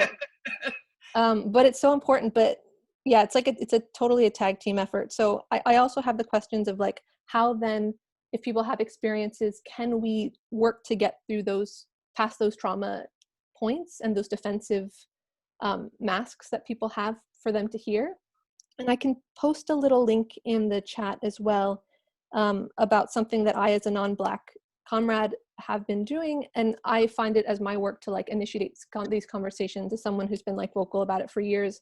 And I'm seeing that now people are treating me like I'm some sort of expert, like in my own interpersonal world, which is a big responsibility. And I know I'm not an expert, but that I do need to take this responsibility seriously. But as a non-Black person, it's important for me to make that space for people to crumble in their guilt and in their trauma so they can get past into the next stage. So I'll post this little thing that if anyone wants it as like a script that I've had on my Facebook to share, that a lot of people have reacted very well. And I've gotten a lot of private messages for non-Black comrades to say, okay, I'll take the time to hear you and do this work with you. And so those are some of the first thoughts about, I guess, for how we can contribute and stop waiting for someone to tell us this is exactly how you get it right, because it's not going to happen. I think that Great. So I want to respond to two things that you said. I want to respond with two examples of ways that I integrate. And I think I mentioned one last time. I love fake conversations. And I think that the issue of confidence exists not just in people with privilege that haven't engaged the subject, but also people who are deeply colonized and have assimilated, who don't trust their own worth and value. So in terms of like engaging with a level of confidence, sometimes you have to practice, you know? So we actually do a lot of like theater to the oppressed, or modify it to have people get into these conversations that can get sticky so that they can get really familiarized with it. The second thing is, I mentioned all those practices. I was like, oh, I do this, and this. But what you don't understand is a lot of those practices you can do in half a second, like snap your fingers. And I love when you have meeting spaces where you, integrate different counterparts. You have the stat keeper, you have, you know, the facilitator, you have the vibe keeper, and the vibe keeper is actually the one who notices where everyone's energy level is at, so that they can say, okay, it's time to get up and like shake, because all mammals shake and it's a natural trauma release mechanism. Or like I mentioned today in launching a multicultural competency training in this side job that I have, there was like definitely a backlash right in the front. And of course, some of that stuff is traumatizing, this defensive reactionary stance of I'm not racist and how dare I have to even deal with this. And one woman, you know, I could already feel that she was more receptive and, you know, access the first resource I gave her right away. And I got on the phone with her. And by that point, I was already buzzing, right? And I started to do my EFT. I started to do my tapping. And the woman was reaching out about how she was feeling a level of trauma overload. Not because we were engaging racial discussions, but because she had her own issues around unseen mental disability that she really felt like she wanted to integrate in the system. And another thing being thrown out at her as being somebody who was atypical and just needing order was starting to, so we were actually tapping together. And this is somebody that is not within an activist network. It's just within, you know, some network that I'm in when I was trying to engage this discussion. So here we are both tapping and both engaging on these multiple social locations, and how do we create a system that nourishes and sustains us all. So I just wanted to like share that anecdote as to one of these little ways that we have to be able to self-gauge, like you're saying, but then we can input like mini practices so easily. I've assigned myself to be the teacher at the head of the room, and I am in the business of calling on people. Even if you black out your picture, I will still call on you. Deborah Majid.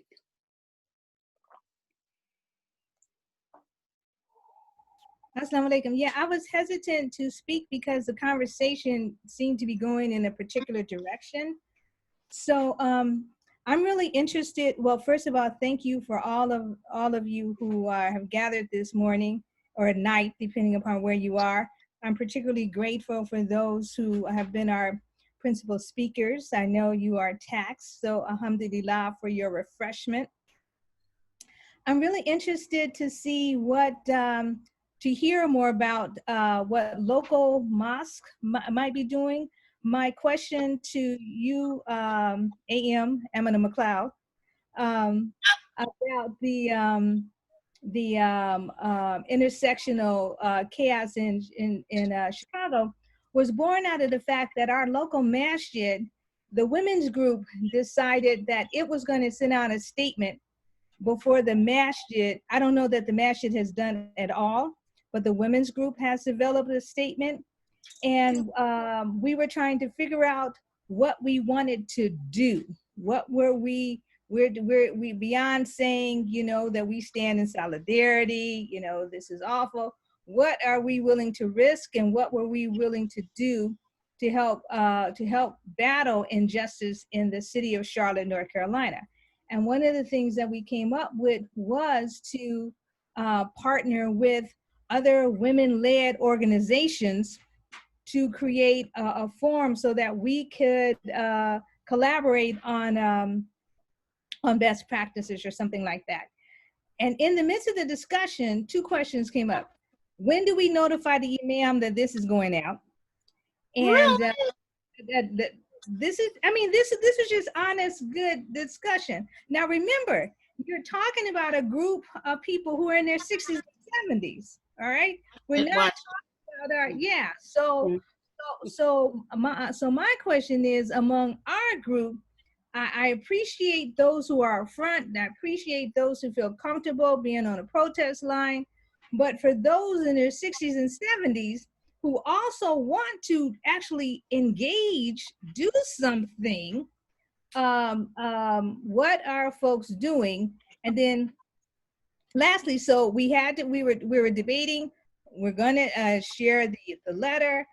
Do we have the masjid's name as part of the organization as a committee of the masjid? Do we have the masjid name on it? So, I mean, these are just the in the weed questions, I understand, in the weed issues, but these are still real issues for a lot of people. And so finally, I want to say in the Mid-Atlantic region, tomorrow is going to be very interesting because there's been a call that all masjids speak to this topic. So nobody has sent out a script about what the cookbah should sound like, but there has been a call that every cookbah addresses anti-Blackness, anti-racism, or something. So I'm very appreciative of this forum. I'm going to contact the contact that I was given for Zakat in Lumberton, North Carolina, to see how we can so we can be a part of what they're doing in Lumberton, North Carolina, and perhaps bring that to Charlotte. But finally, the Republican National Convention, the President of the United States will not be speaking in Charlotte, North Carolina at any Republican National Convention in this state, alhamdulillah. So that's me. So again, so gender, how is gender playing out in this focus on anti-Blackness in our mosque? Wow. Well, I think it's interesting, and for the men on, and I will call on them too, that women, I mean, it's two of the things you said were very interesting. It seems as though Muslims in the masjid seem to think of themselves as outside of the issue. And it's, how am I going to do something that directly affects me? That's a very interesting thing. I think that the women who think that they need their imam's permission to have something to say needs to be looked at again. It doesn't matter which community that you're in. I'm gonna ask Amina, and maybe we can do it a little earlier so that you don't fall on your face, you know, like at 8 o'clock instead of 10 o'clock, and then it'll be me falling on my face. But I think one of the things is this forum is the best forum I've been in as to date. Sahar and I keep messing up her name. Grover? No, Kim. Yeah. Provided inside of a lingo that maybe some don't understand. So I think we should do it again, but I think that we should tap down our professional lingo so that it becomes usable, and the things that you all are talking about gets usable for everybody. You know, I check out periodically, go to Netflix and watch trash. But I think that the things that people are offering as to how we can work, very, very important. Self-care is very, very important. Sustained conversation, however, I think is something that is missing. It's a gazillion Zoom meetings, you know, but none of them were sustained. They're one shot in the dark, and then everybody disappears. And wait a minute, let me see, where are my glasses? I wanted to respond one thing directly to what Deborah was saying. And I mentioned it a little bit in the beginning, this idea of introverted activism, because you were saying, what do the elderly do who can't be on a protest line? Elderly stuff. We're not going to have a conversation on the elderly, Sahar. Okay? Trash that crap. She asked, what do those who are elderly who want to engage in the activism do? Who is elderly? 60 or 70-year-olds are just experienced. They're not elderly. Erase that from your damn vocabulary. Thank you very much. I didn't say it. I'm repeating words. But yes, I hear you. I respect what you're saying. And I, as a single mom with 2 kids and an immigrant in a country where I don't have a guaranteed stay, I don't go to protests either. So there's a lot of social locations where that's not the form of activism that works. And some of us are educators, and some of us are trauma stewards, and some of us, and I just wanted to share this one really lovely story about introverted activism, where there was this crew of people who created love letters, and they gave them to corporation heads in response to a decision that affected the climate. And they had been people like on, you know, violently on a front protest line that made no effect. but when they read these letters, you know, they actually ended up making a decision in favor of caring for the climate.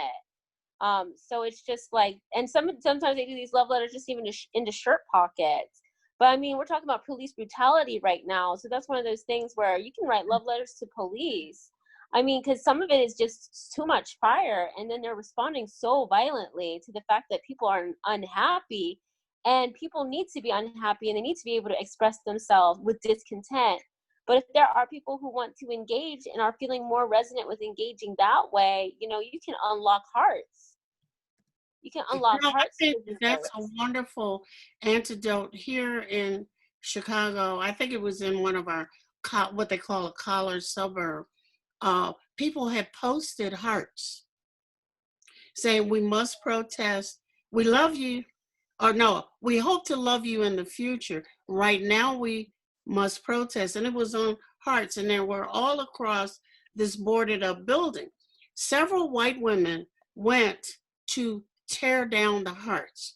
The thing that was great was that other white women and their spouses came up and said, how dare you? You know, this is not graffiti. You know, how dare you? And that was an interaction. There were no Black people involved, no Latinos, but it was wonderful, you know, to see. Hoda. Hello. Hi. Hi. Thank you so much for this amazing conversation. Like, it's been really nurturing and nourishing. I've spent the weekend crying and being broken at what is happening in the world. So to see joyous Black women is just wonderful, and that's, you know, I stand in solidarity with all. Where are you? I'm in. So it's complicated, but I am Iraqi, British, living in London, Shia Muslim, feminist sort of thing. So I've got many identities. Identity problem, but okay. I've learned to be comfortable with it. So it's I guess one of the things that I have found is that so yesterday I got this coalition that I put together of different faith groups working at the intersection of violence against women and girls and faith, to sign up to a statement to condemn what happened to George Floyd, and to also say that police brutality happens in the UK, and we recognise that this is structural racism, and if we are going to be fighting for equality for women, then we cannot do that without fighting for equality for all peoples, and the sort of the abolishment of racism and structural prejudice. But I found that obviously I had to do a lot of work, because most of the only people in our coalition who were Black were very silent. And, you know, I understand that I wanted to give space. I wanted to make sure that people were given time and space to heal. But also I wanted to put something out there so that people knew that this is not okay. And one of the things that I kind of grappled with, and I think Kim might have alluded to it earlier, is that there's always a balance between trying to be that proactive ally that is kind of doing the labor whilst you tag team, but also not wanting to kind of take up space and assume that you are talking on behalf of the people that you are in radical solidarity and sisterhood with. So and when that statement did go out eventually, and we did get the okay from the 9 different organizations who were like Jewish and Christian and secular and all sorts, it caused a bit of an uproar in my organization that I work for, and I'm not in a position of power in that place. And I just found that white women just took over and said, we need to talk about this, we need to put out a statement, and we need to make sure that it's not okay. And I got really angry. I got really angry because we're an organization that is secular, that works on the issues of domestic abuse with professionals. So we don't support women directly. But we are led by white women. We are about 30. There's only 3 women of color. 4 women of color. 3 of them are black, and then there's myself. And my black sisters were silent in the conversation, and it was like, and it fell upon me to say to my white colleagues, I was like, what? Can you notice who's silent in this conversation? Where are our black sisters? We need to give them space and time. And it felt, and I pointed out that any kind of condemnation coming from a white organization that didn't do this kind of stuff before felt quite performative. And it felt like, oh, well, I need to say something because like everybody else is blacking their screens for Black Tuesday or Blackout Tuesday. And I just, but then there's a part of me that felt, well, have I shut down debate? Have I kind of sort of snuffled out a moment in which where something would have happened? But what we agreed to do is that we would not kind of do this performance and say it is terrible, because of course it is, but we would reflect internally on our own organization. So I asked how many of our managers and senior management are women of color or black women? 0. You know, how many are doing intersectional work? Because every time there's an issue about diversity or equality in the work, oh, Huda, can you help us answer this? It's your effing job. You do it, you know? And so I'm in this moment of rage. I can't be this, Kim, you've posted a beautiful like script, but that like, you know, don't come near me because I don't have time for whiteness and I don't have time for this rubbish. And I feel really angry because I come to this country 35 years ago and I have done nothing but placate white people and teach them and educate them. And it has been to my detriment. It has been to my detriment. It has made me burn out. It has made me have all sorts of kind of health problems. But then there's a part of me that says, but isn't that my duty to Allah, is to, you know, be the Khalifa that He asked us to be, and to kind of do the work of building human relationships that is about, you know, created you of nations and tribes so that you may know each other, which Professor Wadud, you know, began her talk with. And so I'm in that space all the time between like, how do you self-preservation, but the duty to do the work. And I think it's great that we could have the idea of a tag team. But although we live globally and connect like via this, it also feels paradoxically a very lonely place.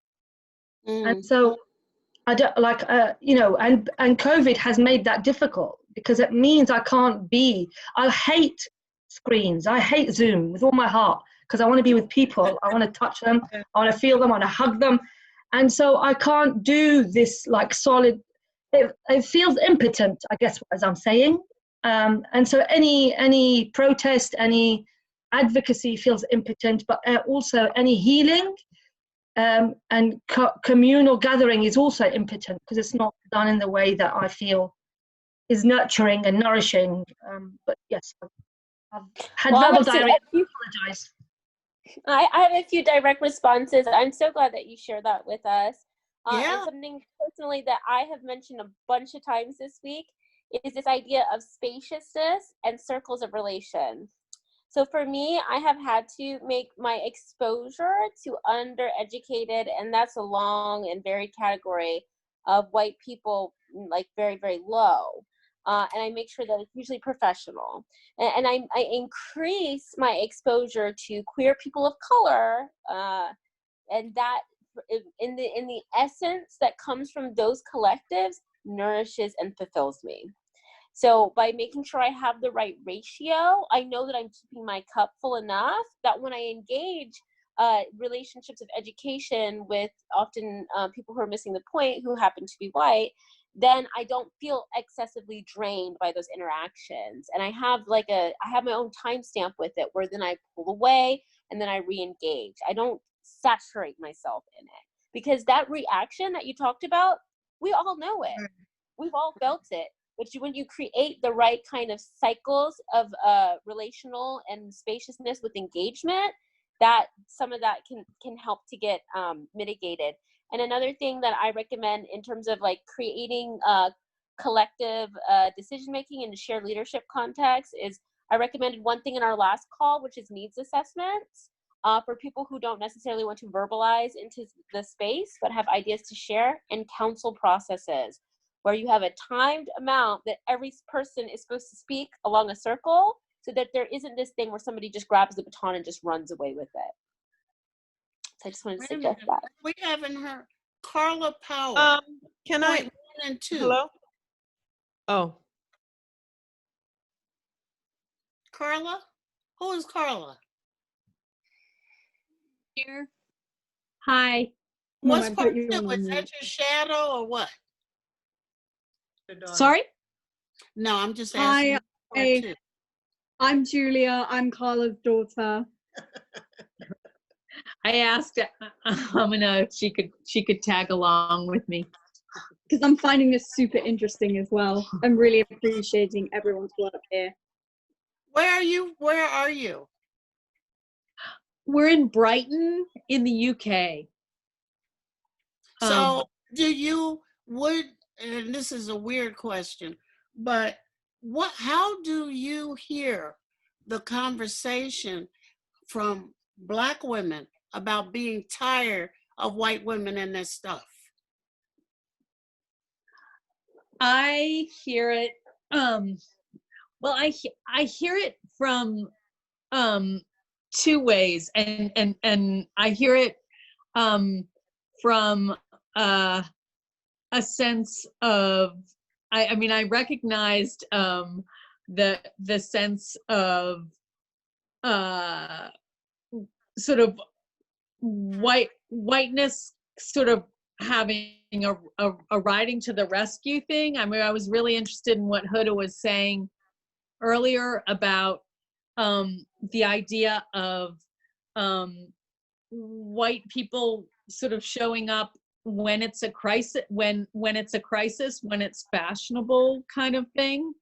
And you know, I recognize that a lot of people on this call have been doing the work, putting their drops in the bucket for years, if not decades, if not, you know, generations. And so I feel that one of the things that I think is really interesting about this is time, is stretch of time. We're all, I think it has to do in part with the exhaustion of how long people have been engaged with this.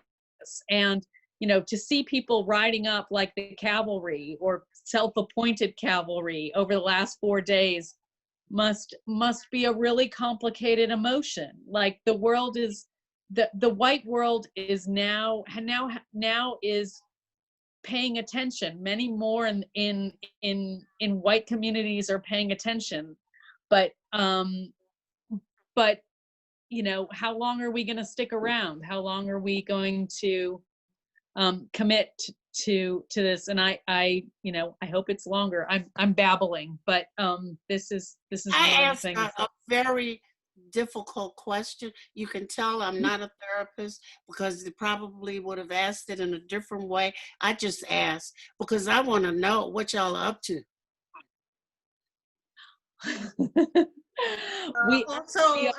I just want to say we are coming up to 2 hours, and as wonderful as it is, we, you know, I want us to also kind of consolidate ourselves, you know, for passing into the next iteration in each of our days and nights.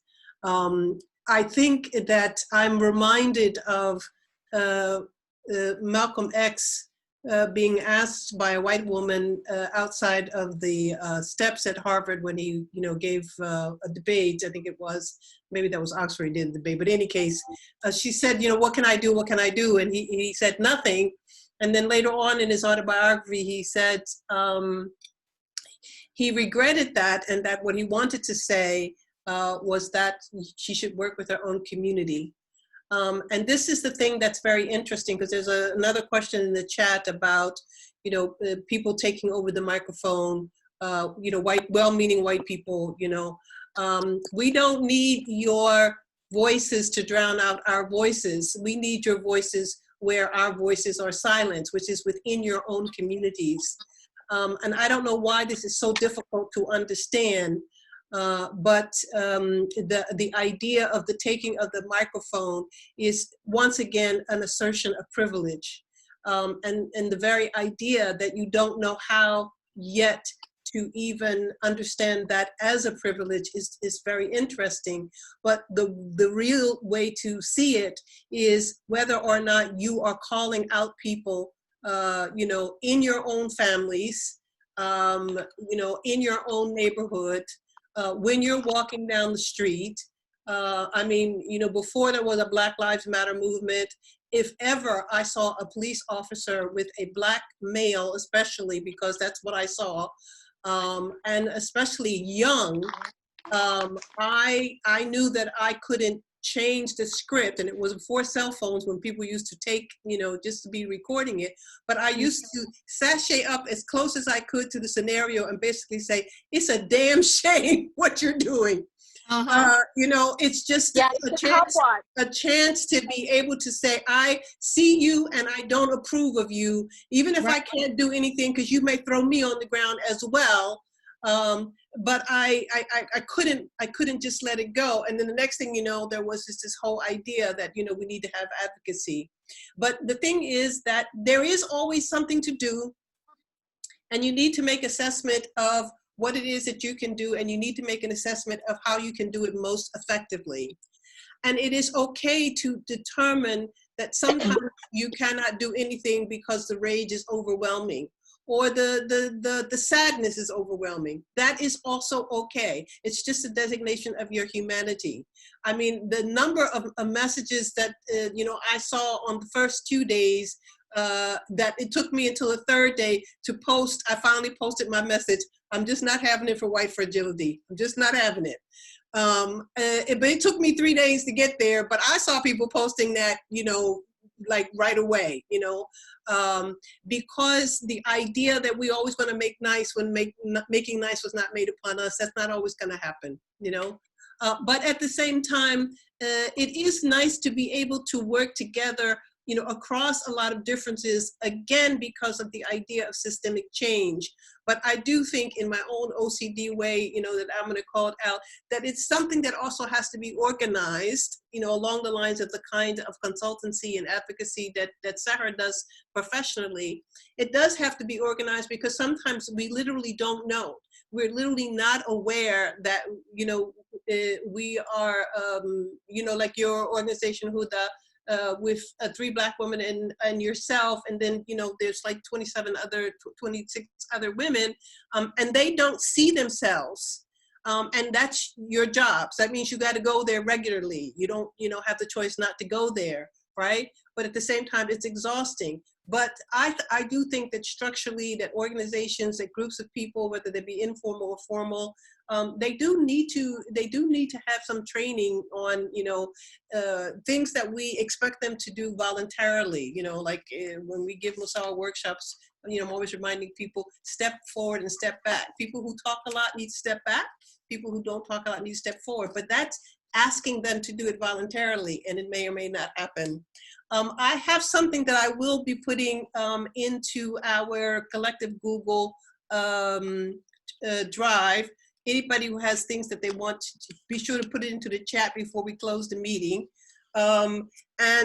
This is a thing about mapping roles in a social change ecosystem.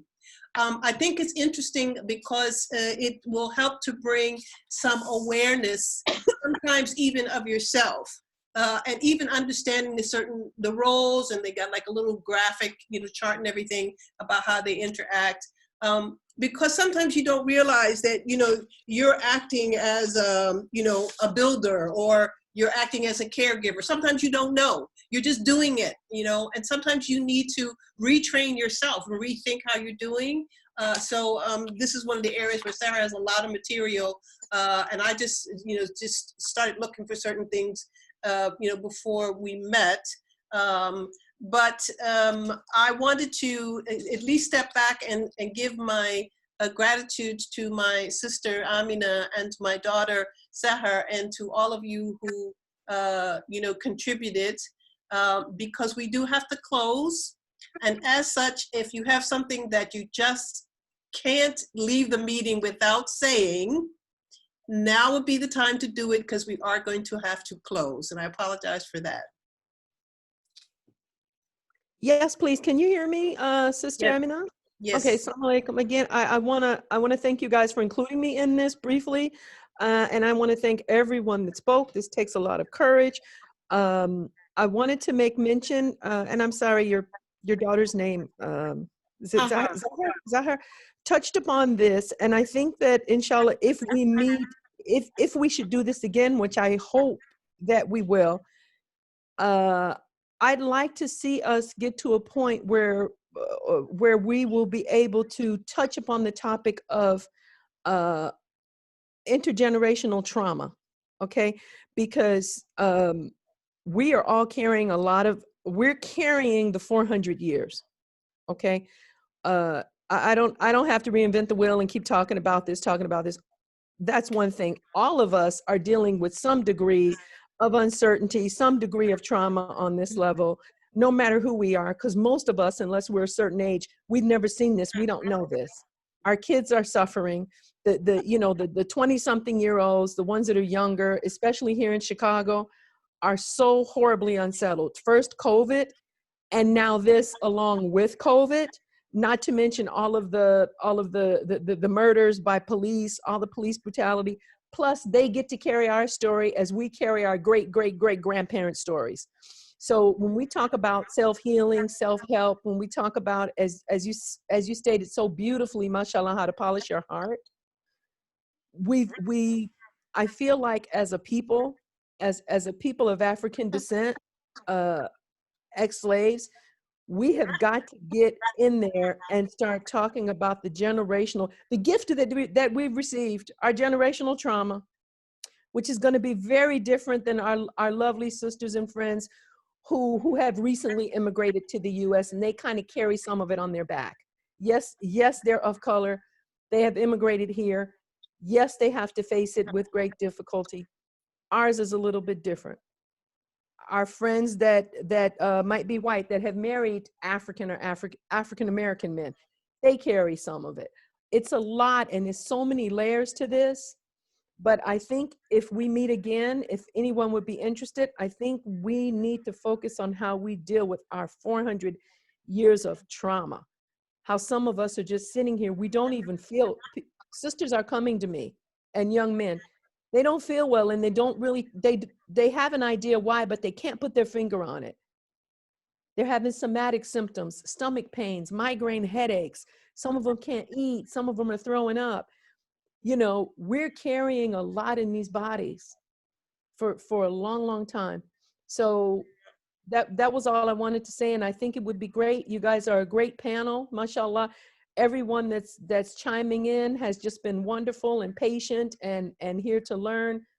We got to get to we can't move forward until we deal with our trauma. Thank you. Anybody else? Can you put your email in the chat so we can follow up with you on that topic? I'm gonna put thank you, dear. And I'm gonna put this here for anybody. I'm gonna put my work email, which is the Zakat Foundation email. Feel free to contact me there, and I would so much appreciate that. Thank you. Yeah, just a little bit of a housekeeping. We have recorded this, Also the things in the chat, and also there are going to be a couple other resources like the PowerPoint and stuff, which will go into a Google Drive. I knew that Amanda had to leave after 90 minutes, so you know, she's going to manage that technical stuff, but it will be available upon request. In other words, if you don't ask for it, there's no need for us to give it to you. But if you're interested, just follow through whichever network it was that allowed you to connect, because some of us came here in circular routes, and we, you know, all ended up on the same page. I just want to say thank you for those who attended and those who were able to stick it out this long, myself included. I'm proud of myself because I started off on a really low ebb, and you guys, you know, inspirited me to keep going. Please remember to take an occasion to just say, I do this literally every time I give a public talk, I find an occasion to simply say, Black Lives Matter. Thank you all. Assalamu alaikum. Have a good night or a good day. Bye.